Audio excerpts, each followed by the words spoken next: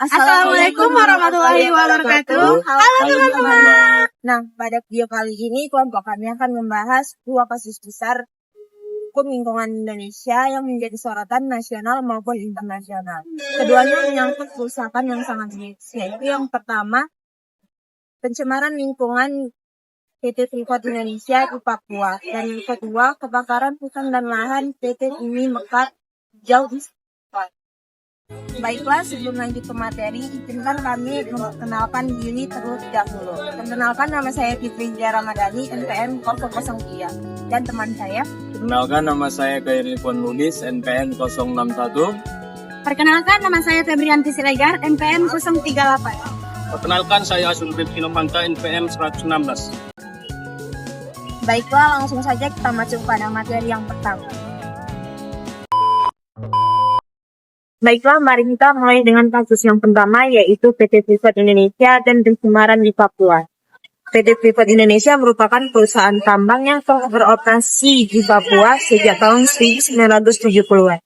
Dalam proses penambangan emas dan tembaga, Freeport telah menghasilkan limbah tiling yang sangat besar dan mencemari sungai-sungai seperti Sungai di Aqua.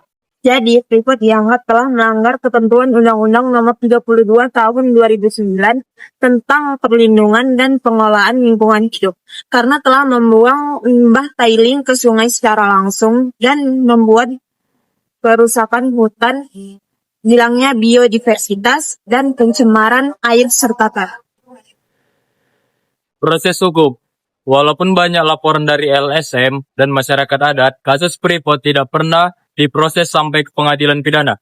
Namun, hasil audit BPK tahun 2017 menyatakan Freeport telah merusak lingkungan dan merugikan negara hingga 185 triliun. Sampai saat ini, belum ada putusan pengadilan yang secara tegas menghukum Freeport secara pidana.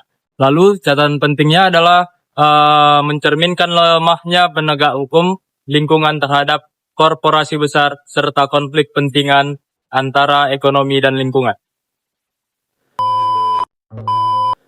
Bumi Mekar Hijau adalah perusahaan hutan tanaman industri di bawah Grup Sinarmas pada tahun 2014 sampai 2015. Lebih dari 20.000 hektar lahan konsesinya terbakar menyebabkan kerusakan lingkungan besar.